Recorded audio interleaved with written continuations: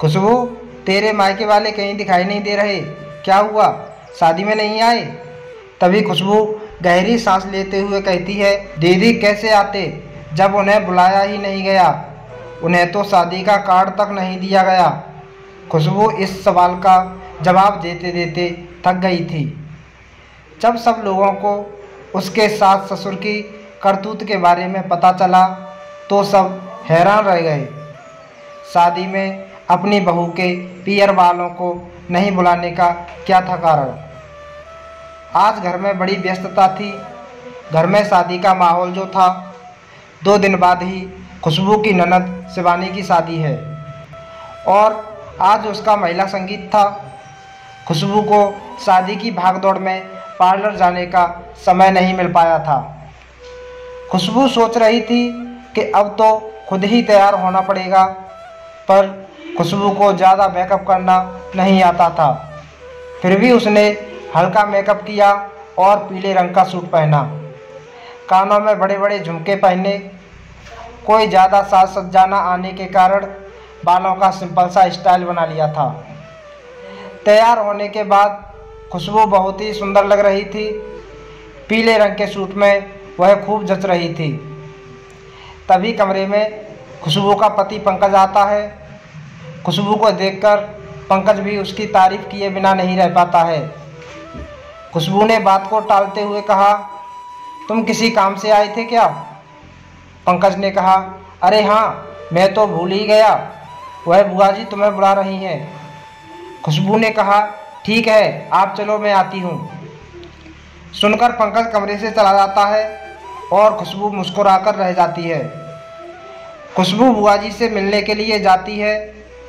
खुशबू को देखते ही बुआ जी बोलती हैं, आज तुम बहुत सुंदर लग रही हो, जिस पर खुशबू हंस देती है और वहीं पर खुशबू की ननद शिवानी और सास बिमला भी होती हैं। शिवानी अभी भी पार्लर से तैयार होकर आई थी। उसने गहरे लाल रंग का लहंगा पहना हुआ था और बहुत अच्छा हेयर स्टाइल बनवाया हुआ था। शिवानी को बुआ जी का इस तरह खुशबू की तारीफ करना पसंद नहीं आया। वह कड़वाहट भरी नज़रों से खुशबू को देखती है। शिवानी सोचती है कि मैं तो पार्लर से तैयार होकर आई हूँ, तब भी बुआ जी ने मेरी तारीफ नहीं की, और भाभी तो घर पर ही तैयार हुई हैं, तब भी बुआ जी खुशबू भाभी की तारीफ कर रही हैं। शिवानी को इस तरह अपनी ओर देखते हुए खुशबू को बहुत अजीब लगता है। वह शिवानी से कहती है, दीदी आप बहुत सुंदर लग रही हो। धन्यवाद कहकर शिवानी वहाँ से चुपचाप चली जाती है। तभी बुआ जी खुशबू को अपने साथ बाहर चलने के लिए कहती हैं, क्योंकि संगीत के लिए पड़ोस की औरतें भी आ चुकी थीं। सब ग्रुप में डांस करती थीं, जिसके लिए खुशबू बहुत उत्साहित थी और उसे बहुत मज़ा आता था। यहाँ पर भी उसने सोचा ग्रुप डांस में बहुत मज़ा आएगा। पहले ढोलक पर गाने और भजन गाए जाएंगे, उसके बाद डीजे पर एक एक करके औरतों ने डांस करना शुरू कर दिया। अब तो खुशबू के हाथ पांव फूल गए। सोलो डांस तो उसने आज तक नहीं किया था। ग्रुप डांस में तो किसी का ध्यान नहीं होता कि कौन क्या कर रहा है, लेकिन सोलो डांस, वह भी इतने सारे लोगों के सामने, उसने सोचा वह डांस नहीं करेगी, लेकिन उसे ज़बरदस्ती डांस के लिए खड़ा कर दिया गया। डांस करने के बाद सबने तालियां बजाकर उसकी खूब तारीफ़ की और कई औरतों ने तो उसकी तारीफ़ करते हुए कहा कि खुशबू तुमने बहुत अच्छा डांस किया है। सास ने भी इशारे से बताया कि खुशबू तुमने वाकई बहुत अच्छा डांस किया है। यह देखकर खुशबू को बहुत खुशी हो रही थी। उसे तो पता ही नहीं था कि उसे इतना अच्छा डांस करना आता है। तभी खुशबू जाकर अपने ननद शिवानी के पास बैठ जाती है। उसे अपनी शादी का समय याद आ गया। संगीत की तेज आवाज़ से खुशबू वर्तमान में लौट आई है और बिमला जी को देखती है, जो कि अपनी बेटी को देखकर फूली नहीं समा रही थी। लोग कितने दोहरे मापदंड के होते हैं। लोग अपनी बहू पर तो अपने विचार शादी से पहले ही ठोकने लगते हैं और उसे शादी से पहले ही अपने कंट्रोल में करने लगते हैं। धीरे धीरे संगीत का प्रोग्राम खत्म हो जाता है। सभी लोग अपने अपने घर को चले जाते हैं। खुशबू भी काम खत्म करके जब अपने कमरे में जाने लगती है तो उसे पास के कमरे से बुआ की आवाज़ सुनाई देती है, जिसमें अपना नाम सुनकर खुशबू कुछ क्षण के लिए रुक जाती है। बुआ जी शिवानी से कहती थी कि आज खुशबू बहुत सुंदर लग रही थी और उसने डांस भी बहुत अच्छा किया था। यह सुनकर शिवानी बोली, बुआ जी इसे सुंदर होना नहीं कहते। इतना सुनने की देरी थी कि तभी खुशबू भी उस कमरे में कुछ सामान लेने के बहाने आ जाती है, तो शिवानी उसे देखकर चुप हो जाती है। खुशबू बहाने से कुछ सामान उठाकर अपने कमरे में चली जाती है। उसे शिवानी पर बहुत गुस्सा आ रहा था कि शिवानी उससे इतना चिढ़ती है कि किसी और से भी उसकी तारीफ नहीं सुन सकती। पंकज कमरे में आ जाता है। खुशबू पंकज को शिवानी और बुआ जी के बीच हुई सारी बातें बता देती है और पूछती है आखिर शिवानी को मुझे क्या प्रॉब्लम है। जब मैं उसके बारे में किसी से कुछ नहीं कहती हूँ तो वह मेरे बारे में ऐसा कैसे बोल सकती है। तभी पंकज कहने लगा, अरे छोड़ो ना खुशबू, शिवानी को तुमसे जलन हो रही होगी कि उसकी शादी है और सब तुम्हारी तारीफ कर रहे हैं, तो फिर इसमें भी मेरी गलती है। खुशबू गुस्से में रहती है, अरे इसमें तुम्हारी गलती नहीं है, तुम तो मेरी प्यारी सी सुंदर सी वाइफ हो। मैं तो पहले ही कहा है कि तुम इन लोगों की बातों पर ध्यान मत दिया करो, एक कान से सुनकर दूसरे कान से निकाल दिया करो।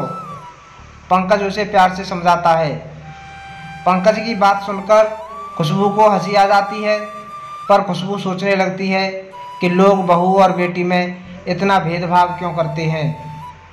क्या बहू किसी की बेटी नहीं होती? लोग क्यों अपनी छोटी सोच से दूसरे इंसान का जीना मुश्किल कर देते हैं। छोटी छोटी बातों पर टोका टोकी करते हैं, ताने देते हैं। पर खुशबू ने इन सब बातों को अपने दिमाग से निकालना ही बेहतर समझा और वह अपने पहले सोलो डांस के अनुभव के बारे में पंकज को बताना शुरू कर देती है। आखिरकार शादी का दिन भी आ गया था। शादी की व्यवस्था एक बैंक्वेट हॉल में की गई थी। आज खुशबू भी पार्लर में तैयार हुई थी। उसने हल्के नीले रंग का लहंगा पहना था जिस पर गुलाबी रंग का दुपट्टा था। हल्के नीले रंग का लहंगा उस पर खूब जच रहा था। आज खुशबू किसी अप्सरा से कम नहीं लग रही थी। जब पंकज उसे पार्लर से लेने गया तो एक पल के लिए उसे देखता ही रह गया। उसकी पत्नी इतनी सुंदर है, उसने कभी ध्यान ही नहीं दिया। गाड़ी से बैंक्वेट हॉल जाते हुए उसने खुशबू से कहा, आज तुम बहुत सुंदर लग रही हो। सच में मेरा मन रखने के लिए तो नहीं कह रहे हो, मैं सच कह रहा हूँ, बहुत अच्छी लग रही हो। पता है उस पार्लर में जो और भी लेडीज़ तैयार होने आई थी वह भी यही कह रही थी, तो अब यकीन आ गया कि मैं सच कह रहा हूँ। खुशबू ने शर्माते हुए कहा। पंकज भी गाड़ी चलाता हुआ बार बार उसे देखे जा रहा था। यह देखकर खुशबू को और शर्म आ रही थी। बैंक्वेट हॉल में काफ़ी रिश्तेदार आ चुके थे। पंकज के ऑफिस के लोग भी अपने परिवार के साथ आए हुए थे। पंकज सबसे खुशबू को मिलवाता है। सभी खुशबू से मिलकर बहुत खुश होते हैं। खुशबू को ही उनसे मिलकर बहुत अच्छा लगता है। सबकी पत्नियां खुशबू की तारीफ करती हैं तो ऊपर से खुशबू धन्यवाद कहकर शर्मा जाती है, पर उसके अंदर उसका मन मयूर खुशी से नाच रहा होता है। कौन ऐसी महिला होगी जो अपनी तारीफ सुनकर खुश ना होगी। उसे बहुत ही खास वाली फीलिंग हो रही थी। शिवानी भी पार्लर से तैयार होकर आ गई थी। उसने लाल चटकीले रंग का लहंगा पहना हुआ था, वह भी सुंदर लग रही थी। पर जैसे ही वह खुशबू को देखती है उसके तेवर खुशबू के लिए वैसे के वैसे ही होते हैं। कुछ देर बाद बारात भी खूब धूमधाम से आ जाती है। रिबन कटवाया जाता है। अब दूल्हे की आरती की बारी आती है। इस रस्म में दूल्हे को लकड़ी की पटरी पर खड़ा करके उसकी आरती उतारी जाती है। यह रस्म दरवाजे पर ही होती है, पर यह क्या, विमला जी तो घर से पटरी और आरती की थाली लाना ही भूल गई। बहुत असमंजस की स्थिति हो जाती है। यह एक महत्वपूर्ण रस्म है जो दूल्हे के स्वागत के लिए की जाती है। लोगों में खुसर फुसर होने लगती है। तभी दूल्हे की माँ आगे आकर विमला जी से कहती हैं, कोई बात नहीं बहन जी, आप आरती का सामान मंगा लीजिए, आरती स्टेज पर हो जाएगी। यह सुनकर विमला जी की सांस में सांस आती है। तभी विमला जी पंकज को घर से जल्दी से पटरी और आरती की थाली लेने के लिए भेज देती हैं। पंकज घर से पटरी और आरती का सामान लेकर आता है और दूल्हे की आरती की रस्म पूरी की जाती है। आरती हो जाने के बाद शादी की दूसरी विधियां शुरू हो जाती हैं। 7 फेरे होने के बाद वधू पक्ष और वर पक्ष के लोग आराम करने लगते हैं। तभी दूल्हे की माँ खुशबू के पास आकर कहती है, बेटा हमें कुछ गद्दे कम पड़ रहे हैं, क्या कुछ गद्दों का इंतज़ाम हो सकता है? जी आंटी जी, मैं अभी इंतज़ाम करवाती हूँ, आप बैठिए। खुशबू गद्दों का इंतज़ाम करने के लिए चली जाती है। दूल्हे की माँ वहीं बैठकर इंतज़ार करने लगती है। खुशबू गद्दों का इंतज़ाम कर देती है। आंटी जी, मैंने गद्दे बढ़ा दिए हैं, आप आराम कर लीजिए। धन्यवाद बेटा कहकर दूल्हे की माँ चली जाती हैं। खुशबू भी घर की औरतों के पास आकर बैठ जाती है, जो पहले से ही कुछ बातें कर रही थीं। खुशबू बैठ हमारे पास, तेरी शादी के बाद से अब तुझसे मिल रही हूँ। अब तो शादी ब्याह का बहाना रह गया है एक दूसरे से मिलने का, अब किसके पास समय है। आजकल उनमें से एक औरत जो रिश्ते में खुशबू की ननद लगती थी, कहती है, दीदी आप सही कह रही हो, बहुत अच्छा लगा आप लोगों से मिलकर, अच्छा किया शादी में आ गई, हमें भी तुमसे मिलकर बहुत अच्छा लगा, आज बहुत प्यारी लग रही हो। थैंक यू दीदी। हम लोग तो शिवानी की सास के बारे में बातें कर रही थी, कितनी अच्छी है, आरती को लेकर गड़बड़ हो गई, सोने के लिए गद्दे नहीं मिल रहे थे, फिर भी एक शब्द नहीं कहा, चुपचाप गद्दों का इंतज़ाम कर रही थी। और एक विमला चाची हैं, उन्होंने कितना हंगामा किया था तेरी शादी में, कितना सुनाया था तेरे घर वालों को, याद है ना तुझे? याद है दीदी, वह सब मैं कैसे भूल सकती हूँ, भूलना भी चाहूँ तब भी नहीं भूल पाती, सोचकर ही खुशबू उदास हो जाती है। खुशबू की शादी के लिए खुशबू के पापा ने अपनी हैसियत से भी ज़्यादा खुशबू को दिया था। पंकज के घर वालों की पसंद की गाड़ी, उन्हीं की पसंद का फर्नीचर, उनकी पसंद के सारे बरपक्ष को दिए जाने वाले कपड़े, सारा दहेज उन्हीं की पसंद का था। फिर भी विमला जी और उनके पति उमाकांत जी उन्हें फ़ोन करके बार बार आगाह करते रहते कि शादी में कोई कमी न रह जाए। खुशबू के पापा अपनी बेटी की शादी में कोई कमी नहीं छोड़ना चाहते थे और उन्होंने वैसे ही तैयारी की जैसी लड़के वाले चाहते थे, लेकिन लड़के वालों के बार बार कहने से वह घबरा रहे थे कि कहीं शादी में कोई कमी न रह जाए। शादी लोकल थी, इसलिए बारात में आने वाले लोग भी निश्चित नहीं थे। शादी बैंकेट हॉल में ही हो रही थी। शादी के लिए खुशबू पार्लर से बैंकेट हॉल में पहुंचने वाली थी। घर के सभी लोग शादी स्थल पर पहुंच चुके थे। खुशबू की भाभी, बहन और परिवार की सभी औरतें दरवाजे पर खड़ी बारात का इंतजार कर रही थीं। दूसरी ओर शहर भर के मेहमानों का आना जाना भी लगातार जारी था। लोकल शादी थी, इसलिए दोनों तरफ के लोग भी एक दूसरे को जानते थे। खुशबू के पापा और भाई उनके स्वागत में लगे हुए थे। खुशबू की छोटी बहन प्रिया तो आज बहुत खुश थी, क्योंकि आज उसे जूते चुराने का मौका जो मिलने वाला था। जूते चुराने के लिए उसने बड़ी प्लानिंग कर रखी थी। तभी नाचती गाती बारात भी आ जाती है। रिबन कटवाने की रस्म के बाद दूल्हे की आरती की तैयारी की जाती है। तभी एक गड़बड़ हो जाती है, लकड़ी की पटरी तो घर पर ही भूल गए। बस इसी बात पर विमला जी भड़क जाती हैं और ज़ोर ज़ोर से चिल्लाना शुरू कर देती हैं। इतनी भी अकल नहीं है कि दूल्हे की आरती में पटरी भी रखनी होती है। रीति रिवाज का बिल्कुल भी पता नहीं है तुम लोगों को। बारात का ढंग से स्वागत करना भी नहीं आता। अगर शादी की तैयारी ढंग से नहीं कर सकते थे तो शादी करने की क्या ज़रूरत थी। विमला जी के मुंह में जो आ रहा था वह लगातार बोले जा रही थी। खुशबू की भाभी, बहन और परिवार वाले चुपचाप उन्हें सुने जा रहे थे। शादी में आए मेहमान उन्हें अजीब तरह से देख रहे थे, जिससे उन्हें बहुत शर्मिंदगी हो रही थी।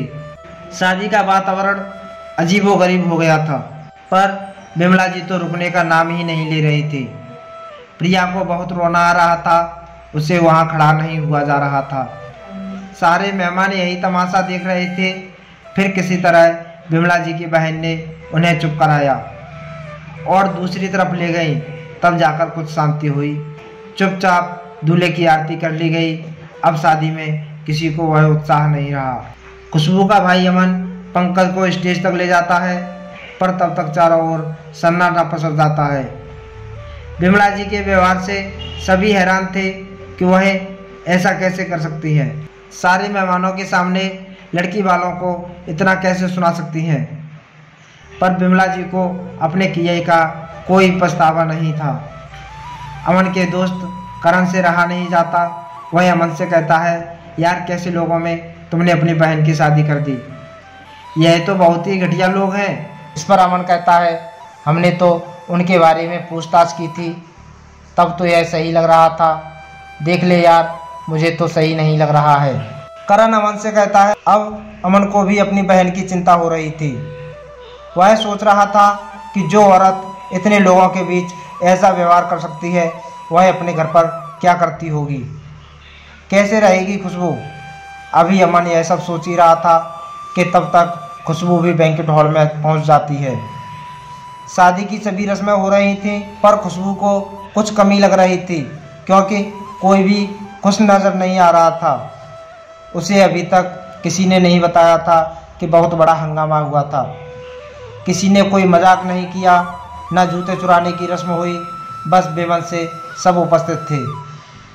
फिर शादी होने के बाद खुशबू और पंकज को घर ले जाया गया, क्योंकि विदाई वहीं से होनी थी। जब खुशबू घर पहुंची, तब अकेले में ले जाकर उसके परिवार वालों ने उसे बताया कि शादी में बहुत बड़ा हंगामा हुआ था। खुशबू को यह जानकर बहुत दुख भी हुआ और उसे बहुत गुस्सा भी आ रहा था, अपनी सास विमला जी पर नहीं, बल्कि अपने घर वालों पर, क्योंकि उन्होंने चुपचाप उनकी बातें सुनी। उन्हें जवाब देना चाहिए था। खुशबू सोचने लगी कि उसे उन्होंने पहले क्यों नहीं बताया। उसे ऐसी शादी नहीं करनी थी जिसमें उसके परिवार की बेइज्जती होती हो। उनकी हिम्मत कैसे हुई ऐसा करने की। फिर खुशबू की मम्मी उसे समझाने लगती हैं, जो हो गया सो हो गया, तो गुस्सा लेकर ससुराल मत जा।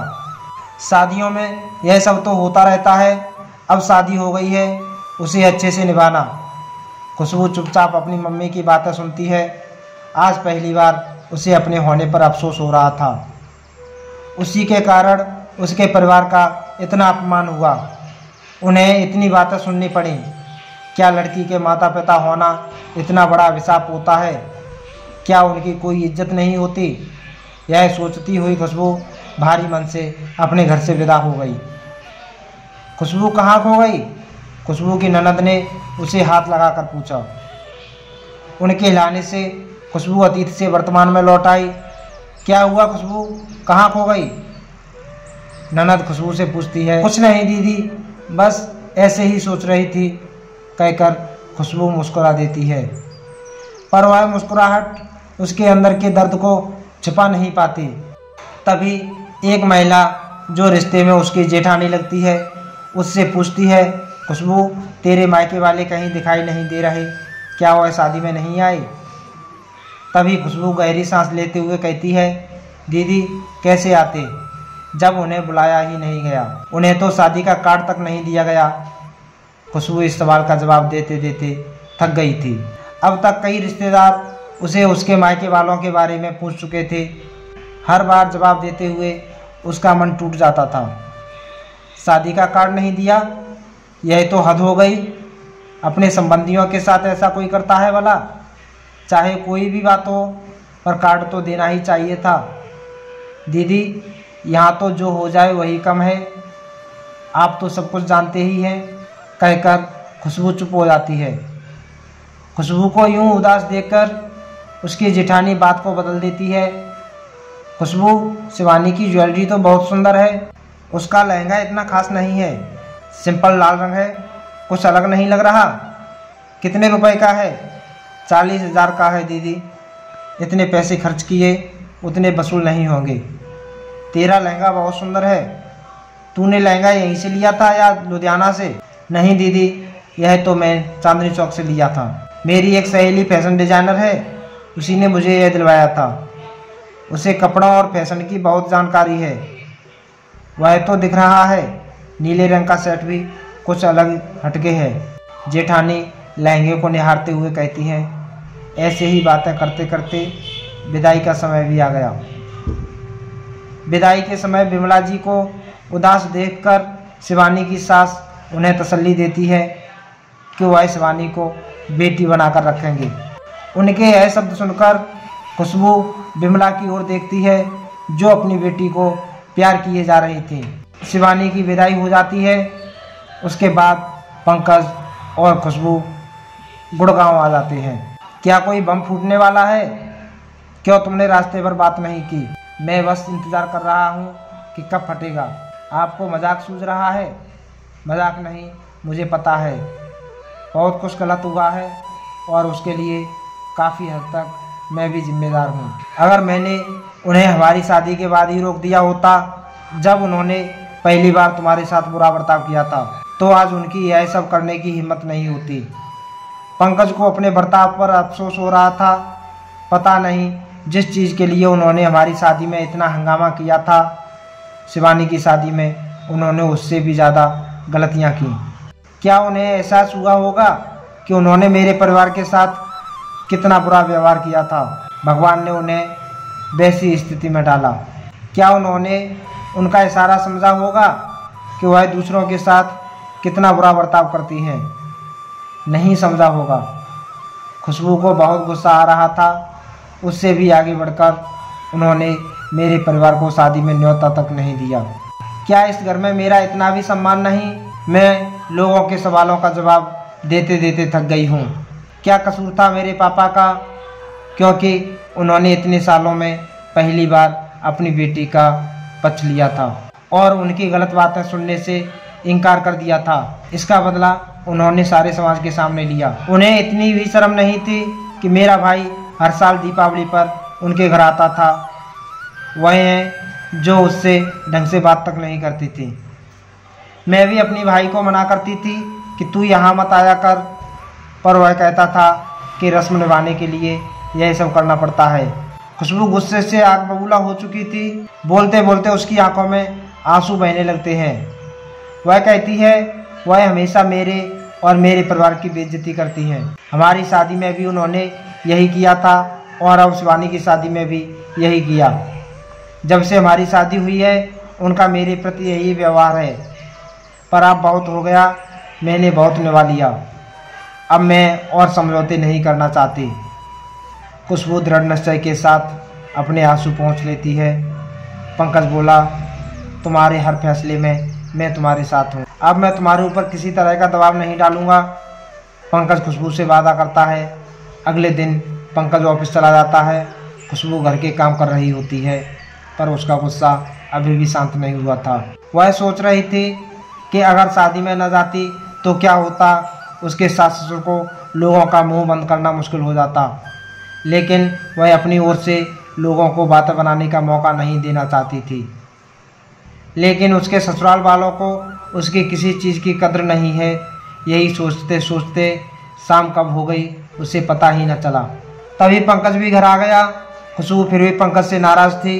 खुशबू का बर्ताव देखकर पंकज बोला, खुशबू जो हो गया उसे मैं ठीक तो नहीं कर सकता, पर वादा करता हूँ आगे से ऐसा कभी नहीं होगा। आप हमेशा ऐसे ही कहते हो, आगे से ऐसा कभी नहीं होगा। मुझे आपसे कोई बात नहीं करनी है। अच्छा, मैं तुम्हें एक ऐसी बात बताऊंगा कि तुम खुश हो जाओगी। पंकज खुशबू को छेड़ते हुए कहता है, मुझे आपकी कोई बात नहीं सुननी। यह कहकर वह पंकज की ओर से मुंह फेर लेती है। कोई बात नहीं, हम दीवारों को सुना देते हैं। तो दीवारों सुनो। मेरे बॉस और उनकी पत्नी शादी में आए थे। जब उनकी पत्नी ने खुशबू को देखा तो उन्होंने खुशबू को ही दुल्हन समझ लिया था। वह तो बॉस ने उन्हें बताया कि भाई यह दुल्हन नहीं है, पंकज की वाइफ है। तो दीवारों आज बॉस ने मुझे यह बात बताई थी। पंकज की बात सुनकर खुशबू चुपके से मुस्कुराने लगती है। खुशबू को मुस्कुराता देखकर पंकज कहता है, दीवारों, आज सिद्ध हो गया कि पत्नी कितना भी नाराज़ हो पर अपनी सुंदरता की तारीफ सुनकर वह हमेशा खुश हो जाती है। अभी बताती हूँ मैं आपको। खुशबू पंकज को तकिया मारने लगती है। पंकज उससे बचने के लिए भागने लगता है। खुशबू की शादी हुए 1 वर्ष बीत चुका था। एक दिन शिवानी की सास का फ़ोन खुशबू के पास आता है और शिवानी की सास खुशबू से पूछती है, खुशबू एक बात तो बताओ, क्या आप लोगों के यहाँ यह रिवाज है कि करवा चौथ पर लड़की अपने मायके में रहती है और दामाद भी उसके साथ रहता है? ऐसा तो कोई रिवाज नहीं है आंटी जी, पर आप ऐसा क्यों पूछ रही हो? खुशबू उत्तर देती है, अरे तुम्हारी सास का फ़ोन आया था, वह कह रही थी कि करवा चौथ आने वाला है तो आप लोगों के यहाँ ऐसा रिवाज होता है, पर हमारे यहाँ तो ऐसा नहीं है, इसलिए मैंने सोचा कि तुमसे भी एक बार पूछ लूँ। आंटी जी, मेरे समय में तो ऐसा कोई रिवाज नहीं था, अब बन गया हो तो मैं कह नहीं सकती हूँ। खुशबू को अपनी सास के कथन पर हैरानी हो रही थी। कोई बात नहीं खुशबू, तुम अपना ध्यान रखना, सब ठीक हो जाएगा, मैं फ़ोन रखती हूँ। जी आंटी जी, नमस्ते। नमस्ते बेटा। फ़ोन कट जाता है और खुशबू सोचती रह जाती है कि कैसे लोग हैं, यह सब चीज़ों को अपने हिसाब से कैसे बदल लेते हैं। मुझे तो मेरी पहले करवा चौथ पर मेरे घर तक नहीं जाने दिया था, तब यह रिवाज नहीं था और दामाद को रखने का भी अच्छा बहाना है। जब इन्हें तो मेरे घर पर 10 मिनट भी नहीं रुकने देते थे। सोचते सोचते खुशबू अपनी पहली करवा चौथ के बारे में भी सोचने लगती है। शादी होने के कुछ महीने बाद पंकज खुशबू को अपने साथ गुड़गांव ले आया था। खुशबू की पहली करवा चौथ आने वाली थी। खुशबू की सास बहुत खुश थी। खुशबू की सास ने कहा था कि उसकी पहली करवा चौथ है तो वहाँ अच्छे से पूजा करना और सारी विधियाँ सिखाई, जिससे वह आगे से खुद अच्छे से सारी विधि कर सके। विमला जी का शादी में किए गए व्यवहार की वजह से खुशबू उनके पास नहीं जाना चाहती थी। खुशबू ने पंकज को बताया कि वह करवा चौथ पर अपने घर जाना चाहती है। उसकी मम्मी अच्छे से उसे सब पूजा पाठ करना सिखा देंगी और उसे अपने घर गए हुए भी काफ़ी समय हो गया है। उसकी मम्मी पापा से मिलने का बहुत मन कर रहा है। ठीक है, मैं मम्मी पापा से पूछकर बताता हूँ, पंकज खुशबू से कहता है। खुशबू खुश हो जाती है। उसका अपने घर जाने का बहुत मन हो रहा था। पंकज शाम को अपने घर फ़ोन करता है और खुशबू को करवा चौथ पर उसके घर भेजने के लिए पूछता है। पंकज की बात सुनते ही उसके मम्मी पापा भड़क जाते हैं और वह पंकज पर गुस्सा करने लगते हैं। फिर वह पंकज से खुशबू को फ़ोन देने के लिए कहते हैं तो पंकज खुशबू को फ़ोन पकड़ा देता है। खुशबू डरते डरते फ़ोन ले लेती है। खुशबू को उन लोगों के फ़ोन आने से बहुत डर लगता था। वह हमेशा किसी न किसी बात को लेकर खुशबू को ताने मारते रहते थे। जब कभी भी पंकज के घर से फ़ोन आता था, खुशबू के दिल की धड़कन तेज़ हो जाती थी। उसे ऐसा लगता था, पता नहीं आज किस बात के लिए सुनना पड़ेगा। खुशबू के मन में उन लोगों का अजीब सा डर बैठ गया था। खुशबू डरते हुए फ़ोन पकड़ लेती है। उधर से पंकज के पिता खुशबू से बात करते हैं तो खुशबू उन्हें नमस्ते करती है। उमाकांत जी कहते हैं, खुशबू, पंकज कह रहा है कि तुम्हें करवा चौथ पर अपने घर जाना है। कोई ज़रूरत नहीं है कहीं भी जाने की। तुम्हारे पापा ने शादी में कुछ दिया है जो करवा चौथ पर कुछ देंगे। ऐसी होती है शादी जैसी उन्होंने की है। शादी तो हम बताएंगे कैसी होती है जब हम अपनी बेटी की शादी करेंगे। शादी तो शादी, उन्होंने तो गाड़ी के पैसे भी पूरे नहीं दिए थे। 1 लाख रुपए कम दिए हैं, पर कुछ नहीं, कहीं नहीं जाना, समझी, कहकर उमाकांत जी फ़ोन काट देते हैं। खुशबू फ़ोन हाथ में लेकर उसे घूरती रहती है। आंखों में आंसू आ जाने के कारण उसे फ़ोन भी धुंधला दिखाई देने लगता है।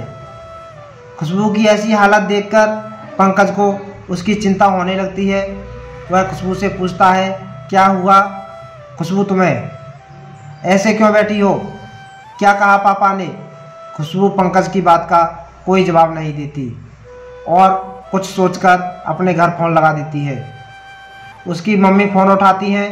खुशबू का फ़ोन जानकर वह बहुत खुश हो जाती हैं और खुशबू से पूछती है, खुशबू, पंकज ने अपने घर पर पूछ लिया क्या? हम कब लेने आ जाएं तुझे? मम्मी मैं नहीं आ रही हूँ, उन्होंने मना कर दिया है। पर क्यों मना कर दिया खुशबू?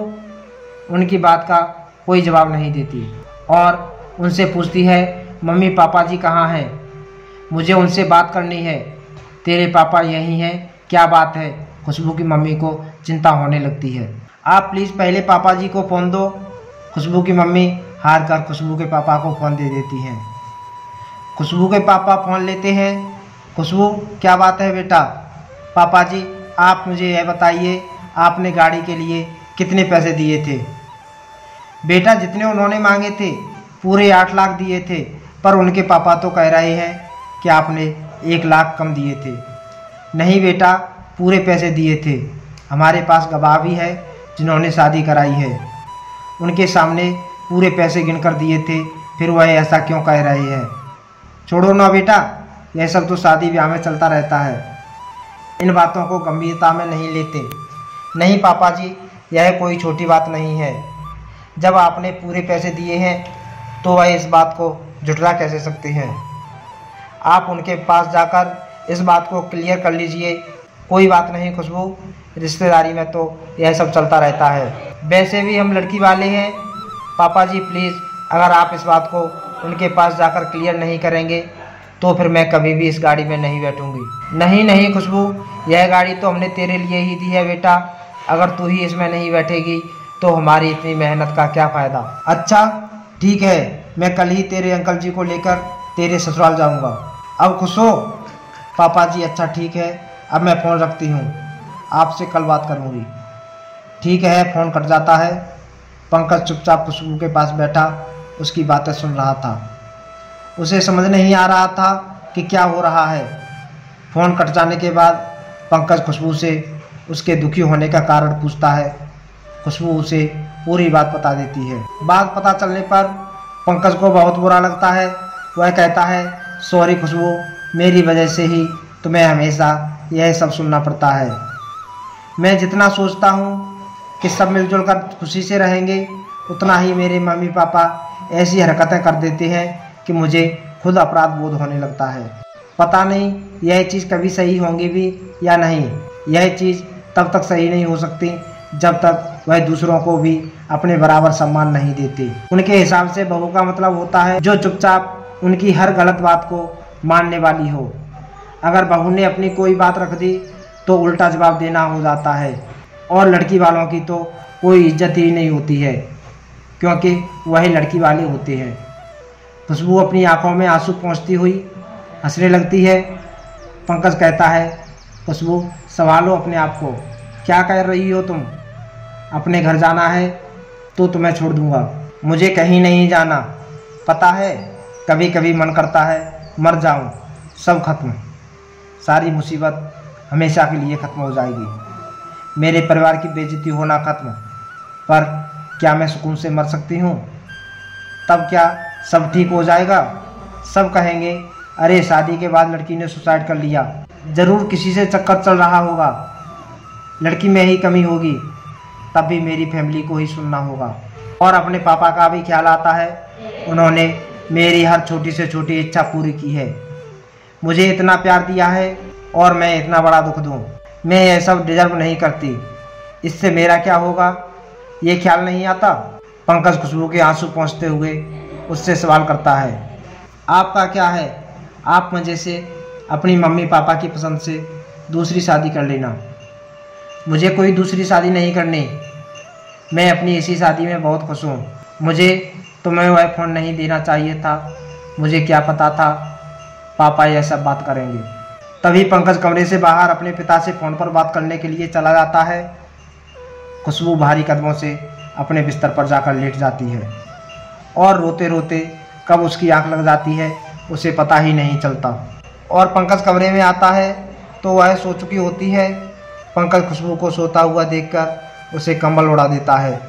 पंकज खुशबू को सोते हुए देखकर सोचता है कि कितनी खुश थी उसकी खुशबू अपने घर जाने के लिए, कितनी उत्सुक थी, पर एक फ़ोन से उसकी सारी खुशियाँ छीन लीं।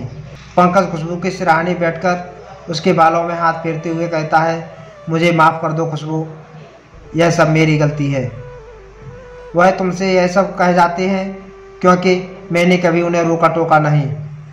मुझे लगा वह मेरे मम्मी पापा हैं, मेरा उनके प्रति फर्ज है, पर अब और नहीं। मेरे ऊपर और भी जिम्मेदारियां हैं। मैंने उन्हें मना कर दिया है, अब वह तुम्हें कभी कुछ नहीं कहेंगे। अगर उन्हें कुछ कहना है तो मुझे कहेंगे, अब मैं तुम्हें कभी किसी को कुछ नहीं कहने दूंगा। यह मेरा वादा है तुमसे। अगले दिन खुशबू की आंख जल्दी खुल जाती है। वह बालकनी में जाकर खड़ी हो जाती है। बाहर ठंडी हवा चलने के कारण वह दोनों हाथों में अपने आप को समेट लेती है। आसमान में पक्षी उड़ान भर रहे थे। पक्षियों की चहचहाहट उसके मन को सुकून दे रही थी। काश मैं भी एक पक्षी होती और इस आकाश में उड़ान भरती, बिना किसी की परवाह किए। खुशबू मन में सोचती हुई गहरी सांस लेती है। क्या सोच रही हो, कहते हुए पंकज खुशबू के गले में अपनी बाहें डाल देता है। कुछ नहीं, बस इन पक्षियों को देख रही थी। चलिए आप तैयार हो जाइए, मैं आपके लिए नाश्ता बना देती हूँ। मैं सोच रहा था कि आज ऑफिस से छुट्टी ले लेता हूँ और तुम्हें कहीं घुमाने लेकर चलता हूँ। नहीं, उसकी कोई ज़रूरत नहीं है, मेरा कहीं जाने का मन नहीं है। आप ऑफिस चले जाइए, फिर कभी घूमने चलेंगे, खुशबू ने शांत भाव से कहा। आप ऑफिस जाइए, मैं घर पर रुक जाता हूँ। तुम उदास लग रही हो। नहीं, मैं ठीक हूँ, आप फिक्र मत कीजिए। पर मुझे तो ऐसा नहीं लग रहा है। आपको पता है ना, मुझे थोड़ा समय लगता है, पर मैं ठीक हो जाती हूँ। कल के बारे में देखिए, अभी मुझे इस बारे में कोई बात नहीं करनी है। अच्छा ठीक है, जब तुम्हारा मन होगा तब बात करेंगे। ठीक है खुशबू, हाँ में सिर हिला देती है। पंकज तैयार होकर नाश्ता करके ऑफिस चला जाता है। खुशबू बार बार घड़ी की ओर देखे जा रही थी। आज उसका समय काटे नहीं कट रहा था। आज घड़ी इतनी धीरे धीरे क्यों चल रही है। वह एक दो बार अपने घर फ़ोन कर चुकी थी।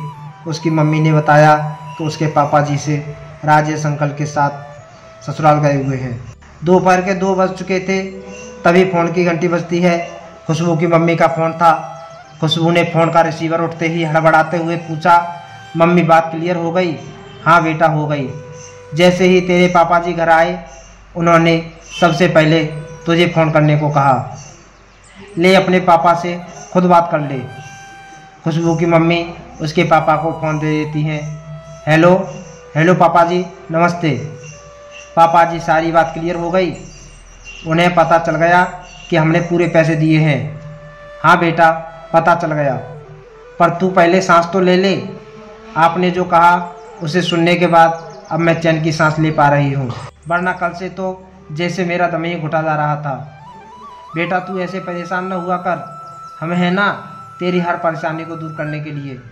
जानती हूँ पापा जी, तभी तो जी पा रही हूँ। कहते हुए खुशबू चुप हो गई। पर पापा जी आपने उन्हें यकीन कैसे दिलाया? यह तो सब राजेश जी का कमाल है। ऐसा क्या किया राजेश अंकल ने पापा जी? तू तो जानती है तेरे ससुराल वालों ने अपनी सारी डिमांड हमें पेपर लिख कर दी थी, और क्योंकि वह बिचौलिया था और हमारे जानकार भी, तो मैंने सारा सामान और गाड़ी के पैसे उन्हीं से तेरे ससुराल वालों को दिलवाए थे। तो जब उन्होंने सभी कुछ उन्हें दिया तो तेरे ससुर ने उनके द्वारा दिए गए पेपर से मिलवाया भी, और जब सब कुछ उन्हीं की मांगों के अनुसार था तो उनसे उस पेपर पर हस्ताक्षर भी लिए थे कि हमारी ओर से इतना सामान और पैसे उन्हें दिए गए हैं। और आज वही पेपर काम आया। वाह पापा जी, राजेश अंकल ने तो कमाल कर दिया। हाँ बेटा, आज उन्हीं के कारण हम यह सिद्ध कर पाए, वरना हमारी बेटी तो कभी उस गाड़ी में नहीं बैठने वाली थी जो उसके पापा ने उसके लिए दी थी। खुशबू बेटा, कोई कुछ भी कहे, तू हमारे लिए अनमोल है। हमने तेरी शादी की है, तुझे छोड़ा नहीं है। अगर हम उनकी गलत बातें बर्दाश्त करते हैं तो तेरी खुशी के लिए, और अगर तू ही खुश नहीं है तो इन सब का क्या फ़ायदा। पापा जी, अगर आप मुझे खुश देखना चाहते हैं तो मुझसे वादा कीजिए कि आगे से आप उनकी गलत बात बर्दाश्त नहीं करेंगे, चाहे कुछ भी हो जाए। ठीक है बेटा, हमारी खुशी तो बस इसी में है कि तू हमेशा खुश रहे। जी अच्छा, अब जल्दी फ़ोन रख और कुछ खा ले। तो वैसे तूने कुछ खाया नहीं होगा। आपको कैसे पता? हम क्या अपनी बेटी को नहीं जानते?